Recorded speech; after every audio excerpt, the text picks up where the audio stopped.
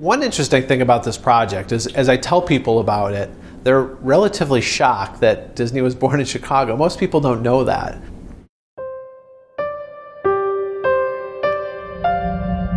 This is the legendary carousel, where Walt came with his daughters and dreamt up Disneyland.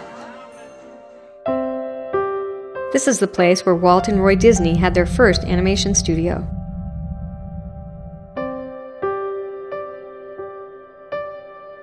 The first Walt Disney Studio lot, where Snow White was made, now has a supermarket on it.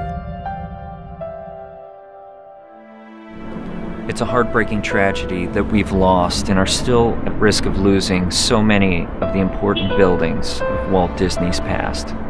Keeping alive the memory of Walt Disney means holding on to and caring for what remains of his past.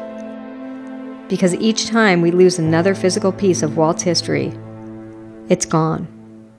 Forever.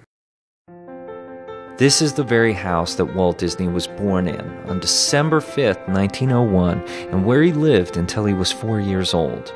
Those critical first years in his development, all of them in this house. His younger sister Ruth and his older brother Roy, who spent 12 years here, were born in this house as well. This is what it looks like today. Over time, renovations and alterations have almost completely covered up the authentic details of the house that Walt's parents, Elias and Flora Disney, designed and built themselves.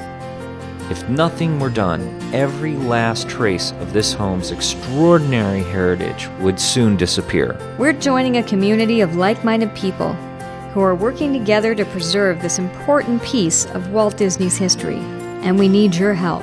Hi, I'm Brent. And I'm Dina, and we're really excited about this project.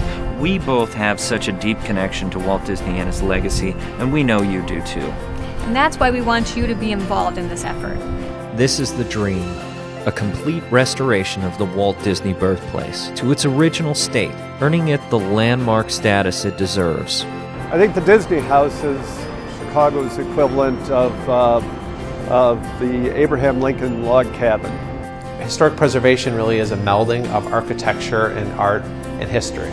We're sort of the guardians or caretakers or stewards of the built environment and a record of humanity through that built environment. When you have a building that has a connection to someone who had such an impact on society or culture, someone like Walt Disney, for instance, it's one thing to say, to walk by a site and look at a plaque and read about someone whose house may have been there in the past, but it's something quite different when you actually see the physical structure in front of you. And you can imagine in your mind the people that were living there and the type of clothes they wore, what they ate in the morning, and how they walked to school just the same way that we do now. It really humanizes history. I'm Tim Samuelson. I'm cultural historian for the city of Chicago. And it's great to see things happening at the site of the Walt Disney birthplace. We've taken the first step and acquired the property. We are asking all of you, everyone who has been so touched by Walt's spirit, passion, and creativity, to join us on this adventure. This is where the story began, and now you can be part of the story. Together, we can restore the magic.